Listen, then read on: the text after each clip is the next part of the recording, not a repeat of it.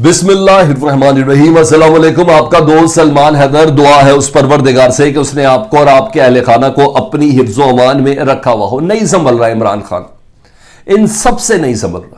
11 जमातें मिलकर भी एक खास कॉन्ट्रैक्ट के तहत जिस पे पीडीएम और पीडीएम के बाद अदम एतमाद हुआ ना, अब उस कॉन्ट्रैक्ट में ना आस्ता आस्ता हवा निकलती जा रही है। कल की कुछ वीडियो में मैंने आपको पाकिस्तान पीपल्स पार्टी के हवाले से बताया था। खुर्शीद शाह साहब मिनिस्टर है मौजूदा हुकूमत के, उन्हें कहा शहबाज शरीफ साहब हमसे मशवरा नहीं कर रहे, उन्हें मशवरा हमसे करना चाहिए। लेकिन वो कह रहे हैं कि कुछ अरसा गुजरता जा रहा तो उसमें से हवा निकली। एक पुरसरार खामोशी है मौलाना फजल रहमान की। आपको बताएं कि वो खामोशी क्यों है। पीडीएम भी बन गई, मौलाना साहब को डीजल के नारे भी लगते रहे, उसके बावजूद इमरान खान साहब बड़े जलसों के अंदर जो इस्लामाबाद में किया, कराची में किया, लाहौर में भी किया, डीजल चलता रहा। मस्जिद नबी वाला वाक़या भी हो गया। अच्छा, मौलाना उस शद्दुमत के साथ मौलाना साहब कहीं नज़र ही नहीं आए। फिर कोई कह रहा था आखिरी अशरा शहर तकाब पे बैठ गए, अच्छा वो भी ख़त्म हो गया। किसी ताकरात में भी नज़र नहीं आए। फिर ईद भी गुजर गई। मौलाना फजल रहमान खामोश। उनकी पुरस्रारियत क्या है जी, खुल गई है, वो आपको बतानी है। मैंने कहा ना, तो जाहिर बात है एक जब आर्टिफिशियल किस्म का कोई इत्तेहाद बना हो ना, तो वो आर्टिफिशियल तरीके से ही जुड़ा हुआ होता है। और कुछ अरसे बाद वो जो उसके अंदर जो बॉन्ड लगा होता है, यानी डिपॉक्सी कोई लगी होती है या गिलू कोई लगा होता है, वो उखड़ना शुरू हो जाता है। तो ये उखड़ रहा है, जिससे मुतालिक मैंने आपको बता रहा है। नूर आलम खान के डेरे में क्या हुआ ईद की नमाज के बाद, वो भी आपको इधर तस्वीरें दिखाऊंगा, सारी चीज़ें आपके सामने दिखाऊंगा जी। और आज एक चीज़ इंफॉर्मेशन वाली है जो मैं आखिर में आपको बताऊंगा कि ये डीप फेक वीडियो जिससे मुतल्लिक कहा जा रहा है कि इमरान खान साहब समेत 6-7 और अफराद की कोई डीप फेक वीडियो है जो एक एडिटिंग सेशन से एक प्रोडक्शन हाउस के साथ निकल गई है और बस उसके टीज़र शुरू हो चुके हुए और आने वाले कुछ दिनों के अंदर उसने सामने आना है। डीप फेक वीडियो को पकड़ना कैसे है कि वीडियो जाली है या नहीं। एक तो फॉरेंसिक डिपार्टमेंट है ना, मैं बीइंग अ कम्युनिकेशन का है, मैंने कम्युनिकेशन के अंदर कुछ मास्टर्स किया हुआ है, तो मैं आपको ना आज 4 से 5 पॉइंट्स बताता हूँ कि आपके अपने हाथ में आ जाएगा with the best of my knowledge कि आप खुद ही अंदाज़ा रखें कि ये वीडियो फेक है या सही है, जो आने वाले चंद दिनों में जिससे मतलब एक्सपेक्ट किया जा रहा है कि जी वो रिलीज़ होने जा रही है। तो इस वीडियो की एक सबसे बड़ी बात ये होगी कि मैं आपको फॉरेंसिक से हट के आपकी आंखों से आप जान पाएंगे कि ये वीडियो सही है या गलत है, तो इस बार आप एक्सपर्ट हो जाइए। तो चीज़ें बड़ी मज़ेदार हैं। गवर्नर साहब ने भी ख़त लिखा था कल, मैंने कहा था ना कल वो इस्लामाबाद में, और बड़ा सरप्राइज़ का भी उन्होंने ऐलान कर दिया कि वो क्या करना चाह रहे हैं। तो चीज़ें सारी आपके सामने रखते तो जी मुकम्मल तौर पर रिक्वेस्ट ये है कि अगर चैनल देख रहे हैं आप तो सब्सक्राइब नहीं किया तो ये बटन दबा दें, चैनल सब्सक्राइब कर दें ताकि आने वाले वक्त में भी वीडियोस आप तक पहुंचे, सारी चीज़ें रेफरेंस के साथ और ऑथेंटिक, आपको कोई हवाई चीज़ें कुछ भी नहीं है। तो सबसे पहले मैं गवर्नर साहब को ज़रा जल्दी से लेके चलूँ जी। मैंने आपको कल की वीडियो में बताया था कि सरफराज चीमा साहब को सरप्राइज़ देने के प्लान में उन्होंने ये ख़त लिखा है शहबाज शरीफ साहब को भी, आर्मी चीफ को भी। ठीक है, इस्लामाबाद पहुँचने के बाद मतन क्या है, उन्हें ख़त में पंजाब के हवाले से कहा है कि अपने आइनी अमल का जिम्मेदार हूँ और तमाम मामला जितने भी ख़राब हुए हैं आपके बेटे हमजा शहबाज की वजह से हुए हैं। कोई ताकत मुझे आपके बेटे के गैर आइनी इक़दामात को रोकने से मना नहीं कर सकती। मैं तमाम सलाहियतों को बुरुए कार लाकर आईने पाकिस्तान की हिफाजत करूँगा।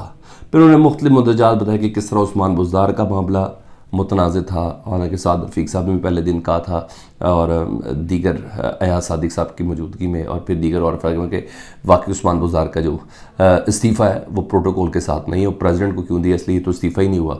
अब जब ये लोग कह रहे हैं तो वो कह रहे हैं कि अब नहीं, अब सब सही हुआ। तो बहरहाल एक बड़े सरप्राइज़ के लिए तैयारी है। गवर्नर पंजाब ने कहा कि मैं सदर पाकिस्तान को ख़त लिखकर हक़ाइक़ की रहनुमाई भी मांगी थी। पंजाब असम्बली की 100 साल तारीख पर यह स्याह तरीन धब्बा है कि आपका बेटा वज़ीर आला बन चुका है, और ये धब्बे का जो दाग है ना, ये मैंने अपने ऊपर नहीं लेना। उन्होंने वज़ीर आज़म साहब को मुखातिब करते हुए कहा कि आप और आपके बेटे मरियम, आपके बेटे हमज़ा, मरियम नवाज़ और नवाज शरीफ और ख़ानदान के दीगर अफराद पर मुजरमाना केसेस हैं।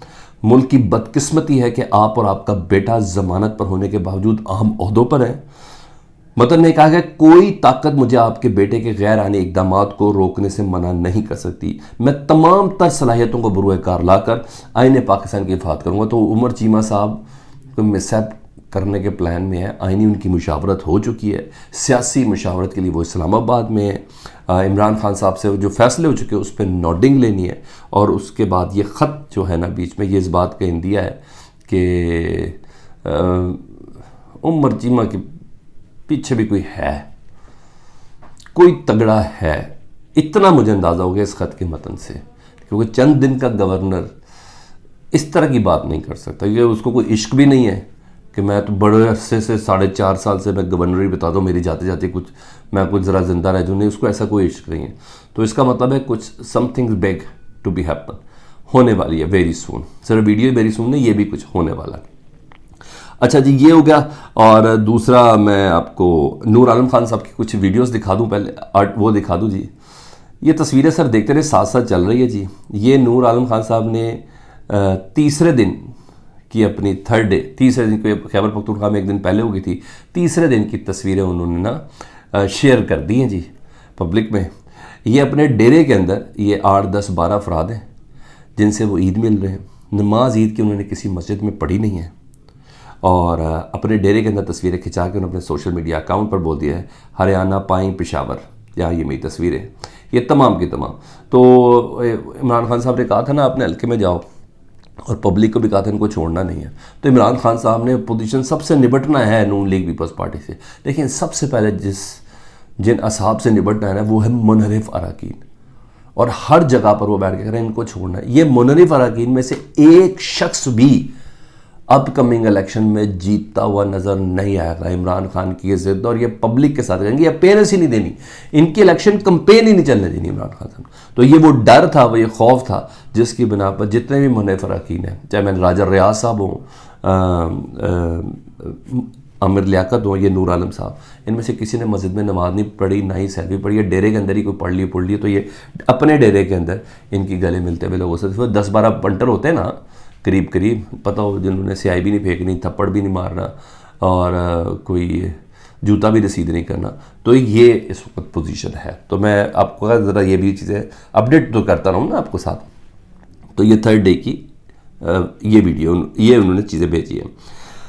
अब आ जाओ जी मौलाना फजलुर रहमान साहब की पुरसरार खामोशी के ऊपर। आखिर में आपको मैं डीप फेक वीडियो की कुछ टिप्स आपको बता दूंगा, 4 से 5 के आप किस तरह पकड़ सकते हैं जी। मौलाना फजलुर रहमान एक पुरसरार तौर पर खामोश हैं, आप देख रहे हैं पिछले 20 दिनों से, हाँ 20 से 25 दिन हो चुके हैं। अच्छा जी, बिल्कुल खामोश हैं, मंजर से भी गायब हैं, कोई बयान कोई स्टेटमेंट सामने उनकी नहीं आ रही, और ख़ामोशी इतनी पुरसरार है कि मैं आपको क्या बताऊं। उस खामोशी की पुरसरारियाँ टूट गई है जी। जमीयत उलमा इस्लाम के जनरल सेक्रेटरी साहब जो हैं वो ये कह रहे हैं कि जमात की ख्वाहिश है कि फजलुर रहमान को सदर मुमलिकत बनाया जाए। यही हम भी कह रहे हैं, आपके लिए भी कोई ये नई खबर नहीं है, कोई नई खबर नहीं है कि सदर पाकिस्तान के लिए मौलाना फजलुर रहमान एक बड़े और ताकतवर उम्मीदवार हैं। अब मसला ये कि वो सदर पाकिस्तान क्यों नहीं बन पा रहे, क्या ऐसी कौन सी कानूनी पेचीदगी है, कौन सी ऐसी अप्रूवल्स हैं जो नहीं मिल रही। सर सुन लें, पीडीएम को एक ख़ास तरीके के साथ लीड करने वाले मौलाना फजलुर रहमान साहब थे। पीडीएम के प्लेटफॉर्म पर सिर्फ और सिर्फ मियां नवाज शरीफ साहब ने कमिटमेंट की थी मौलाना फजलुर रहमान से कि आपको सदर पाकिस्तान बनाया जाएगा। आपकी सीमा पर मौलाना फजलुर रहमान के भाई भी मिले थे पिछले दिनों, जब बिलावल भुट्टो जरदारी हलफ उठाने के लिए से पहले नवाज शरीफ साहब को मिले थे। तो इस बात को ना पीपल्स पार्टी मान रही है, ठीक है, इस बात को पाकिस्तान की दीगर जमातें भी नहीं मान रही हैं जो इस वक्त इत्तेहाद के साथ है कि मौलाना फजलुर रहमान आ गए तो वो सदर पाकिस्तान। अच्छा, ये तो होगी पार्टी के अंदर। अब आपको बताता हूँ, पाकिस्तान के इदारे भी मौलाना फजलुर रहमान को नहीं मान रहे कि इस जैसा बंदा सदारत की सीट पर नहीं आ सकता जिसने कुछ भी हो हमारे इदारों के मुतालिक इतनी मुग़लज़ात बकी हैं, हमें इतनी धमकियाँ दी हैं, जगह जगह स्टेजेस पर चढ़ के। ये आपने मुन्ने के अब्बा से लेके ये सारी चीज़ें आपने जहन के अंदर रखनी है, निक्के के अब्बा से लेके वो सारी स्टेटमेंट जहन में रखनी है। तो मौलाना फजलुर रहमान का डका बंद है। ये है वो खामोशी। वो कहते हैं मैं ज़रा खामोश रहूँ, मुल्की हालात पे इतना ना बोलूँ, शायद को कंफर्ट जोन बन जाए, मस्जिद नबी वाले वाक़े पे ना बोलूँ, कह दूँ कि मैं आखिरी दिनों के अंदर मैं एतकाफ़ के अंदर था, वो तमाम चीज़ें हैं। तो मौलाना साहब की पुरसरार खामोशी इस बना पे कि बाकायदा तौर पर पार्टी सतह पर पार्टी सतह पर ये अब्दुल गफूर हैदरी साहब कह रहे हैं कि जमात की ख्वाहिश है कि फजलुर रहमान को सदर मुमलिकत बनाया जाए, लेकिन जमात की ख्वाहिश पे नहीं होना। ये नवाज शरीफ साहब तो उनको सदर पाकिस्तान नहीं बनाते भाई, क्योंकि नवाज शरीफ किसी की भी गुड बुक में नहीं है, मरियम बीबी किसी की भी गुड बुक में नहीं, बाकी सारे एक्सेप्टेबल हैं, ये लोग गुड बुक पे नहीं है। तो ये है मौलाना फजलुर रहमान की पुरस्कार खामोशी। और अभी टूटने वाली हवा निकल गई है ना, इस बलून में से हवा निकल गई है, और अब ये वो जो कहते हैं ना, वो आर्टिफिशियल तरीके से जिसको जोड़ा गया हो, जिस इत्तेहाद को, तो वो जुड़ गई, वो अब उसकी ग्रिप जो है ना वो उतरने वाली है। तो मौलाना फजलुर रहमान इसलिए मंजर से गायब है, ये ना समझिए कोई बीमार शिमार है, ऐसी कोई चीज़ नहीं है, वो इसलिए खामोश है कि प्लीज़ अब ज़रा इदारों से ज़रा थोड़ा इनिशिएटिव ले ले। वो मैं जब बोलता हूँ इदारों के ख़िलाफ़ बोलता हूँ, जब बोलता हूँ मुँह से इदारों के ख़िलाफ़ कोई ना कोई बात बोलता हूँ, तो मेरी बात बहुत ज़्यादा हद तक अब पकड़ी गई हुई है। एक हो गई जी, अब आखिर में उस पर दूँ डीप फेक वीडियो जी। टेक्नोलॉजी है जिसमें बहुत से सॉफ्टवेयर हैं, हम भी अपने बच्चों के साथ भी खेलते हैं, हम खुद भी खेलते हैं जी। हमारा शक्ल होती है और गाना कोई और चल रहा होता है, वो पता चल रहा होता है हम ही गुनगुना रहे हैं हमारी तस्वीरों के साथ, इस तरह की बहुत सब चीज़ें। लेकिन ये एक बहुत एडवांस किस्म का सॉफ्टवेयर है, इसको डीप फेक वीडियो बोलते हैं ना, ये बहुत एडवांस किस्म का है। एक तो इसके लिए फॉरेंसिक बहुत लाजमी होती है कि पाकिस्तान में भी एक फॉरेंसिक है और अमेरिका की फॉरेंसिक भी बड़े एथेटिक्स तस्वुर की जाती है, मगर इसके पीछे भी कुछ चीज़ें दूसरी होती है। मैंने कहा जब पाकिस्तान में अगर इमरान खान और उनके हवारियों की वीडियोज़ हैं, तो इमरान खान तो अमेरिका पे लगा रहे हैं, तो अमेरिका में तो हॉलीवुड भी है। हॉलीवुड का मैंने आपको पहले बताया, एक एक कमरे के अंदर ग्रीन कलर का क्रोमा लगाया, जो मर्जी बना दी, पूरी टाइटैनिक भी बना दी। हम अक्सर पीछे जो स्क्रीन चल रही होती है, जो मैं क्रोमा पे काम करता हूँ, तो इसलिए आप लोगों को मेरे मुतालिक तो कम अज़ कम बता दें कि मैं वैसे ही वर्चुअल में बहुत चीज़ें मुझे बहुत ज़्यादा समझ है, और मैंने पढ़ा हुआ भी वही से, तो इसलिए मुझे बहुत सी चीज़ों को पता है कि एडिटिंग कैसे होती है। हम कहाँ खड़े होते हैं ग्रीन से कपड़े के सामने, और कमरे के अंदर तो सब कुछ चीज़ें हो जाती है। तो ये एक चीज़, एक तो फॉरेंसिक डिपार्टमेंट की हो होती है, लेकिन आपके हाथ में इसकी फॉरेंसिक का कुछ टिप्स मैं आपको ज़रा दे देता हूँ। सबसे पहले ना, आपने जो भी वीडियो, उस पर करैक्टर के होंठों को देखना। आपने करैक्टर के होंठ बड़े या छोटे और उनका कलर, उसकी मूवमेंट देखनी है आपने। आपको पहला टिप क्या है कि जो होंठ है ना, वो उस बॉडी के साथ सिंक नहीं होते। ये आपने देखना, ये वाले होंठ वाला हिस्सा सिंक नहीं होता। ये कैसे बनती ये नहीं बता रहा, मैं आपको कह रहा हूँ आपने पकड़नी कैसे, आपको ये बता रहा हूँ इस वीडियो में, तो इसलिए डोंट गेट बोर। दूसरी चीज़, होंठों का कलर वो बिल्कुल डिफरेंट होगा उस असल करैक्टर के साथ, क्योंकि बॉडी का एक अलहदा से स्ट्रक्चर है, होंठ को अलहदा से उसके अंदर पेस्ट किया गया, कोई सॉफ्टवेयर ही ऐसा है, आवाज़ रिकॉर्ड साथ साथ करके ना उसके साथ पूरी बॉडी के साथ उसको मैच कर दिया जाता है। लेकिन लिप्स का कलर बॉडी के कलर से मुख्तलिफ होगा, ये आप जहन में रखिएगा, उसके साथ सिंक ही नहीं होगी। तो ये मैं आपको टिप बता रहा हूँ। दूसरा, आंखों को गौर से देखा, कहा कहते हैं ना बड़े बुजुर्ग की आंखें इंसान के किरदार का आईना होती हैं, तो आंखों में ज़रा शेड शूट देख लीजिएगा कि उस कमरे से मुमासलत रखते कि नहीं रखते, किसी जलसे की तस्वीरें तो नहीं है। 15-16 तस्वीरें होती हैं इसमें, उसके बाद सब कुछ हो जाता है, सिर्फ 15-16 तस्वीरें चाहिए होती हैं इंसान की, तो उसके बाद ये सारी चीज़ें हो जाती है।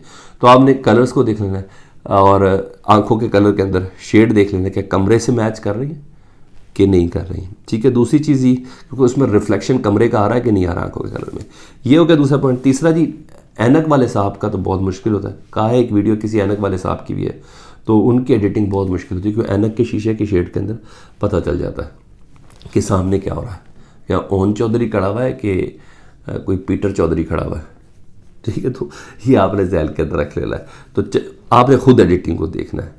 तीसरा जी, आईब्रोज, ये आईब्रोज जो गुफ्तगू कर रहे हो उससे मैच कर, जैसे मैं आपसे बात करूँ सर कैसे हैं आप, ठीक है, तो ये मेरी आईब्रोज मैच कर रही है, ठीक है। तो आईब्रोज की मूवमेंट को आपने वर्ड के साथ मैच करना होता है। अगर आप मैच कर ले तो आपको बहुत अच्छे पता चलता है कि क्या वाकई ये है, क्या वाकई ये है, क्या ये है, आपने देख लेना। तो आपको बहुत थोड़ा सा गौर से देखेंगे, आपको अंदाज़ा हो जाएगा जी।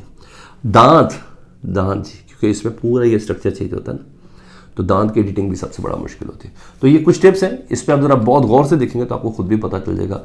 फॉरेंसिक तो आजकल पहले से ही कहा जा रहा है कि वो भी साथ मिले हुए हैं। तो मैंने प्रोडक्शन हाउस की प्रोडक्शन आने वाली, तो मैं कहा मैं थोड़ी हेल्प कर दूँगा आपकी। अपना बहुत ख्याल रखें, फीडबैक से मुतल्लिक आगाह कीजिएगा, और सर चैनल सब्सक्राइब कर दें, बटन दबाना है इसको दबा दें। अल्लाहुम्मा सल्ली अला मुहम्मदिन व आले मुहम्मद।